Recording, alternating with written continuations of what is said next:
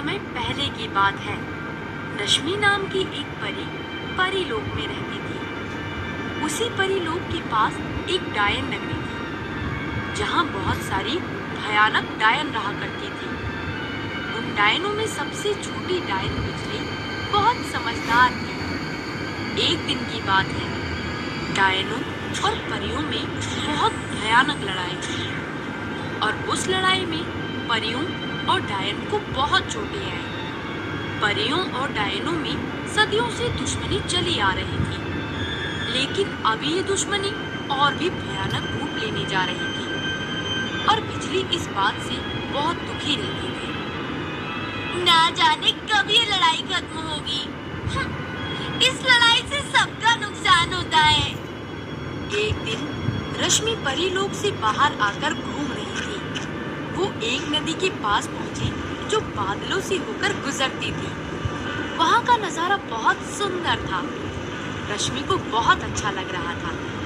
वो वहाँ की खूबसूरती में इतना खो गई कि उसे पता ही नहीं चला कि कब उसका पैर नदी में चला गया और वो डूबने लगी। बचाओ! कोई बचाओ! कोई तो बचाओ मुझे, मैं डूब रही हूँ। कोई तो मेरी मदद करो।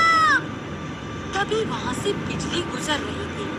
उसने किसी के चिल्लाने की आवाज सुनी तो वो वहाँ पहुँच गई। उसने परी को देखकर कहा, ये तो एक परी है, मैं इसकी मदद क्यों करूँ? ये परियां तो बहुत बुरी होती है। ये आए दिन हमसे लड़ती भी रहती है। बिजली उस परी को वहाँ छोड़कर जाने लगी तो उसका मन दुखी होने लगा और वो सोचने लगी, अब मैं क्या करूं?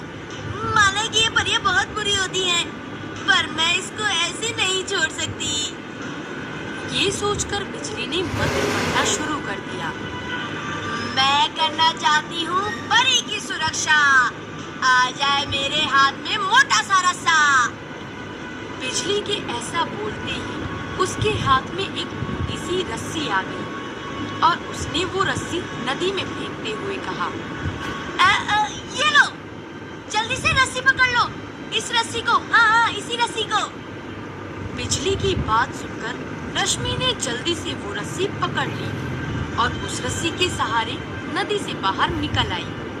रश्मि ने बिजली को धन्यवाद करते हुए कहा, तुम तो डायन हो ना, और उसके बाद भी तुमने मेरी मदद की। तुम्हारा बहुत शुक्रिया। डायने तो हमेशा हर किसी की मदद करती है, लेकिन तुम परियां ही बेवजह उन्हें मार देती हो। मुझे तुम्हारी मदद तो नहीं करनी चाहिए थी, लेकिन तुम्हें ऐसे मुसीबत में छोड़कर जाने का मन नहीं हुआ। हम परियां भी किसी को बिना कारण के नहीं मारती हैं। तुम्हें कोई गलतफहमी है। तुमने मेरी जान बचाई है। तुम बहुत अच्छी हो। क्या हम दोनों दोस्त नहीं बन सकते? एक परी और एक डायन कभी दोस्त नहीं हो सकती। ये बोलकर डायन वहाँ से जाने लगी। तभी रश्मि बोली, तुम चाहे जो भी कहो, लेकिन तुमने मेरी जान बचाई है और मैं इसके लिए तुम्हें दिल से धन्यवाद करती हूँ और चाहती हूँ कि तुम मेरे दोस्त बन जाओ। तुम जाना चाहती हो तो चली जाओ, लेकिन मैं रोज इसी समय तुम्हारा और तुम्हारी दोस्ती का यहाँ इंतजार करूँगी। तुम्हें यकीन हो जाए तो आ जाना। रश्मि की बात सुनकर बिजली वहाँ से चली गई। जब बिजली वहाँ से जा रही थी तो बिजली को रश्मि की बातों में सच्चाई लग रही थी। उस दिन के बाद रश्मि रोज उस नदी पर आती और बिजली का इंतजार करती, लेकिन बिजली कभी वहाँ नहीं आती थी। एक दिन रश्मि की माँ ने उससे पूछा, किसी की दोस्ती का इंतजार कर रही हूँ और मैं किसी को विश्वास दिलाना चाहती हूँ कि परियां बहुत अच्छी होती हैं। किसको? माँ, मैं उसके बारे में आपको बाद में बताऊंगी। ये कहकर रश्मि वहाँ से चली गई और सीधा उसी नदी के पास पहुँची जहाँ वो रोज बिजली का इंतजार करती थी। रश्मि अपने आप से कहने लगी, काश बिजली मेरी दोस्ती को समझ पाती। तभी वहाँ अचानक बिजली आ गई और बोली, मैं तुम्हारी दोस्ती को समझ गई। क्या तुम मेरी दोस्त बनोगी? ये सुनकर रश्मि बहुत खुश हुई और बोली, तुम आ गए। मैं तुम्हें दोबारा देखकर यहाँ पे बहुत खुश हूँ। ये बोलकर दोनों ने एक दूसरे से हाथ मिलाया। तभी रश्मि ने पूछा, तुम इतने दिनों में कभी नहीं आई, फिर आज ऐसा क्या हुआ जो तुम अचानक आ गई और मेरी दोस्ती भी स्वीकार कर ली? किसने कहा कि मैं यहाँ नहीं आई? मैं यहाँ हर रोज आती थी और तुम्हें छुप छुप कर देखा करती थी। जब मुझे लगा तुम्हें ज्यादा तड़पाना ठीक नहीं है, तो मैंने तुमसे दोस्ती करने का फैसला कर लिया। क्यों, ठीक किया ना?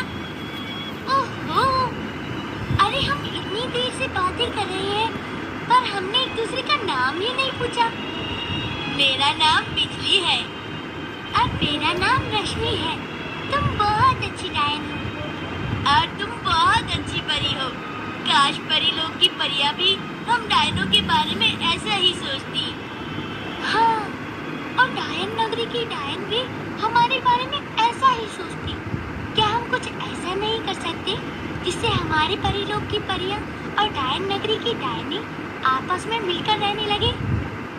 लेकिन ये दोनों तो एक दूसरे की खून की प्यासी हैं। ऐसा कैसे हो सकता है? पता नहीं। चलो अब चलते हैं, फिर मिलेंगे। दोनों एक दूसरे को बाय बोलकर वहाँ से चले गए। ऐसे ही कुछ दिन तक चलता रहा। रश्मि और बिजली छिप छिप कर मिलती रही, लेकिन अचानक परी लोग और डायन नगरी के बीच दोबारा लड़ाई चल गई। परियां और डायन एक दूसरे के खून की प्यासी बन गई। उन दोनों का मिलना मुश्किल हो गया, लेकिन फिर भी वो सबसे आंख बचाकर मिलने में कामयाब रही। हमें कुछ करना होगा। हमें ये लड़ाई रोकनी ही होगी। अगर ये लड़ाई शुरू हो गई तो ना जाने कितनी परियों और डायनों को अपनी जान देनी होगी। वो दोनों ये सब सोच ही रही थी कि अचानक रश्मि को एक योजना सूझी और उसने बिजली को सारी बात बताई। फिर दोनों वहाँ से चली गई और अपने अपने साथियों के आगे खड़ी होकर बोली, तुम लोग डायनों से क्यों लड़ना चाहती हो? मैं उनकी तरफ से युद्ध करूंगी। वहाँ दूसरी तरफ बिजली ने भी अपने साथियों से यही कहा, तुम सब परियों से लड़ क्यों रही हो? अगर तुमने उनसे युद्ध किया तो मैं उनकी तरफ से लड़ूंगी, इसलिए तुम लड़ाई को यहीं खत्म कर दो।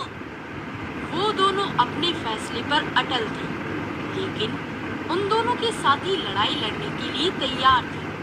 तभी एक डायन ने बोला, बिजली, ये क्या बकवास कर रही हो तुम? हमारी दुश्मनी उनसे सदियों से है और अब तुम उनका साथ दे रही हो। ये जरूरी तो नहीं ना कि जो गलती हम सदियों से करते आ रहे हो वो अब भी जारी रखे। अब समय आ गया है कि हम ये दुश्मनी को यही खत्म कर दें। उधर रश्मि अपनी माँ से बोल ही रही होती है, माँ आप क्या समझो, हम परियां बेवजह किसी से क्यों लड़े? आप ही ये लड़ाई खत्म कर दो ना। रश्मि और बिजली लगातार अपने साथियों को समझा रही थी, पर कोई समझने के लिए तैयार ही नहीं हो रहा था। उन दोनों की मेहनत बेकार गई और उन दोनों के साथियों में लड़ाई शुरू हो गई। इस लड़ाई में कई परियां और डायने घायल हो गई। इस सब से दुखी होकर रश्मि और बिजली ने एक फैसला लिया, अब मैं परीलोक में एक पल भी नहीं रह सकती। जो किसी से बेवजह लड़े वो परियां अच्छी नहीं होती। हाँ, ठीक कहा तुमने। मैं भी अब इस डायन नगरी में नहीं जाऊंगी। अब हम अपना एक अलग राज्य बसाएंगे, जहाँ ये बेवजह की लड़ाई झगड़े ना हो, सिर्फ प्यार ही प्यार हो।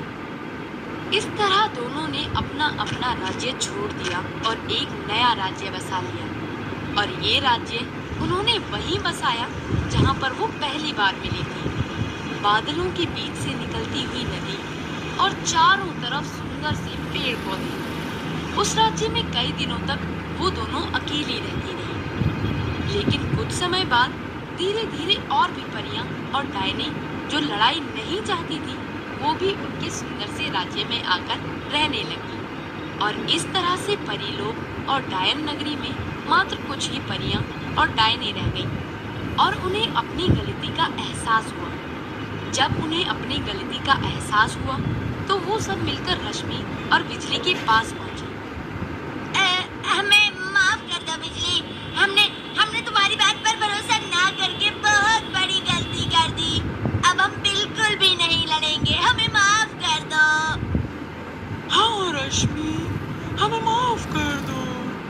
हम कभी लड़ाई नहीं करेंगे और हमेशा मिलकर रहेंगे। इस तरह डायन और परियां खुशी खुशी मिलकर रहने लगी। मिलती है कि अपनी दोस्ती के बल पर दुश्मनों को भी एक किया जा सकता है।